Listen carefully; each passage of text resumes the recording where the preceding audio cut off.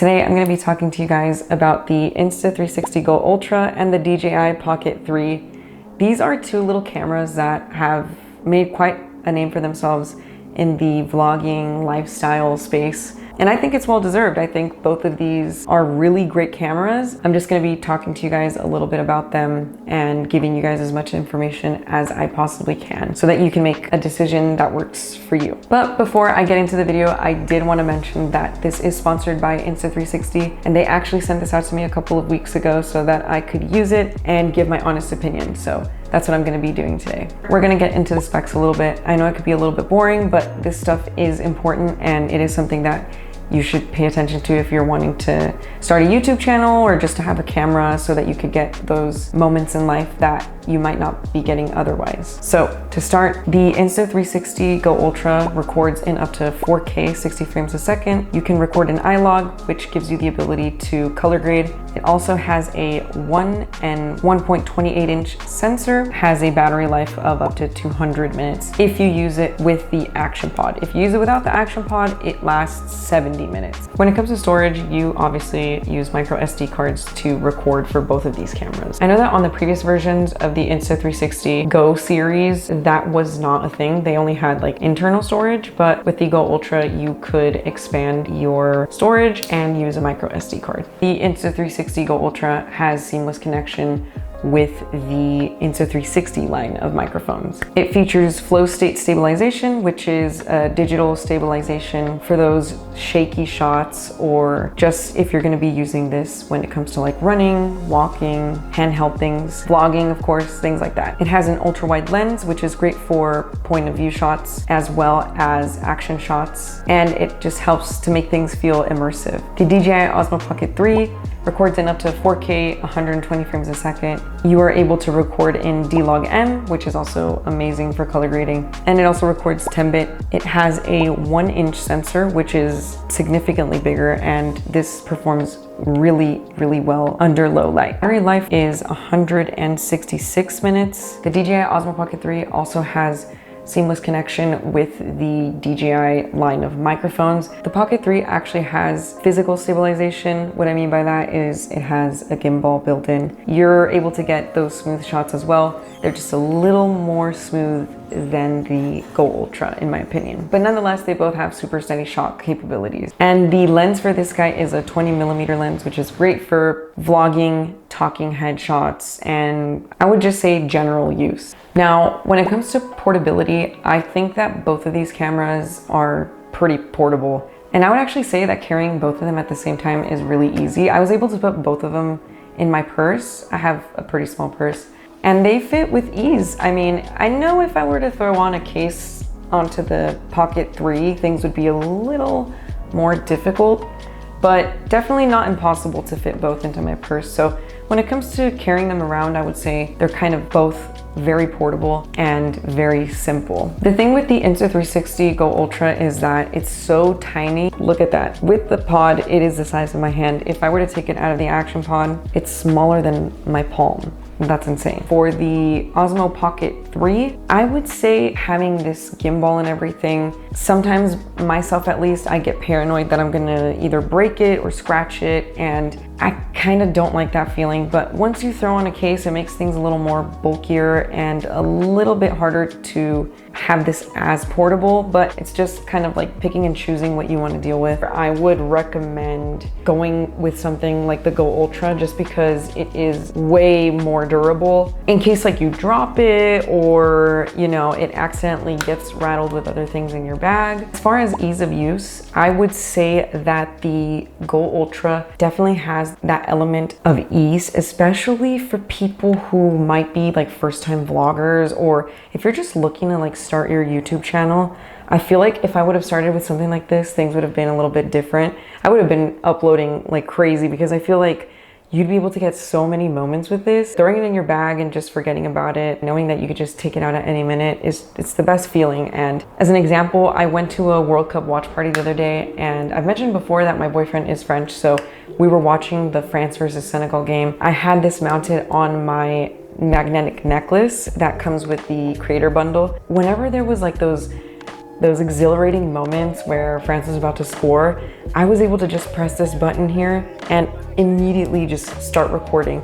So I was able to catch a couple of moments where they had scored and everybody was going crazy, and that felt cool. That felt really authentic, and you know, you're not really like setting up the shot waiting for something to happen. It's just kind of like, oh, I see it, it's gonna happen, boom, I press it, and I know that everything's good. If it comes down to it and you just need a quick moment, this is definitely what you wanna go with, or have in your kit at the time. The Pocket 3 is also easy to use. You could for sure get more cinematic shots with this. I just feel like this would confuse new users a little bit. And I just feel like this might be a little too overwhelming for somebody who's just starting. I know if you would have put this in my hands when I didn't know anything about framing or storytelling or color grading or anything like that, I would feel a little bit intimidated. But again, that is all personal opinion. Just take those things into consideration. When it comes to creativity, the Insta360 has been pushing my boundaries for sure. I have been thinking about my shots more, not really about setting them up when it comes to obviously the settings,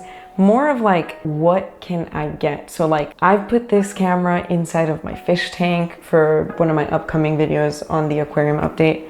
So I've mounted it on my hat while playing tennis. I have put it in a cup and drank water out of it, like little things like that. Just the fact that it makes you think like that, I feel like is something that is super important and something worth noting, again, as I said, because when you're starting out, you definitely want to have a tool that pushes you to optimize your storytelling. And I'm not saying the Pocket 3 doesn't do that. I just think that the Go Ultra being waterproof, a little more rugged and tiny, I feel like it almost pushes you to see what can happen. Now, going to the Pocket 3, this definitely made me a better storyteller. It definitely made me feel more creative. It pushed me to get shots I don't think I would have thought of doing with my mirrorless camera. And if I thought about doing it with my mirrorless camera, it probably would have been too hard. But this little camera is something that I've become very fond of. I think that it has also pushed my creativity to different limits, just in a different way. I feel like this has pushed me more almost cinematically. I feel like it's a little more dramatic. Definitely both make you creative in their own way, but I have felt inspired in different ways by both of these cameras. This is probably a big one, especially for people who are starting out their YouTube journeys or just documenting life. I feel like some people don't necessarily post. Maybe they just want to have, you know, cameras to film family moments, friend moments. When it comes to social comfort, I definitely think that the Insta360 GO Ultra is way more low-key, and maybe not with the whole setup like this, and even like adding a tripod and all of those things.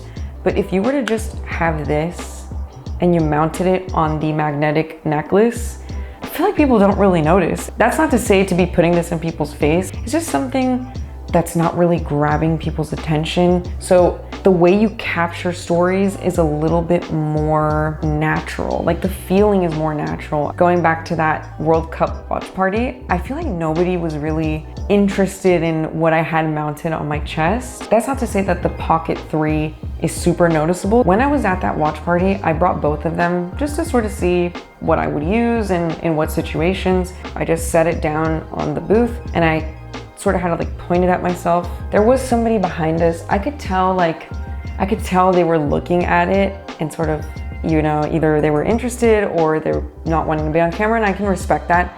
People don't always want you to be shoving a camera in their face. This is definitely something that people are gonna be, if not, you know, interested, just a little put off by it, which again, that's totally a personal decision, whether you wanna be more low-key about things or you don't care to be having this in public walking around. If you're more of a shy vlogger, I feel like this might grab a little bit too much attention. The Go Ultra felt way more fun just because I knew people were not necessarily put off by me. It just felt a little bit easier to just pull it out of my purse and grab moments, or like I said, start recording, having it on that magnetic necklace. So this is definitely more low-key and something that I would be more inclined to bring when it comes to big crowds or just anywhere where I know like you might be making people uncomfortable. with the presence of a camera. Lastly, here is my recommendation. So when it comes to the Insta360 GO Ultra, I would definitely say that you should get this if you're wanting to start vlogging. You don't care about color grading. If you just want to have like a hands-free experience, you want to get those point of view shots, you want to be able to have this waterproof, you want something more rigid, this is definitely great to start with. I feel like shy vloggers, this is 100% something that I would recommend. You could be so low key with this. Just bring the little tripod, set this up. No one would even know. Yeah, it's a really, really low key, amazing camera. I think that the quality is great. I just think those types of things are really fun and interesting, and I've just been having a lot of fun with this, and I just can't wait to keep making videos with this. I think everybody should check this out. Those are the reasons why I would recommend the Insta360 GO Ultra. If you're interested in getting more into filming your life from a cinematic approach and you want to really learn to color grade and frame shots and use the gimbal the way it's intended to be used, I would go for something like the Osmo Pocket 3. I think that the fact that this has 4K 10-bit 422, that D-Log-M, and the gimbal itself makes it very stand out, and definitely something that is a little more professional in my opinion.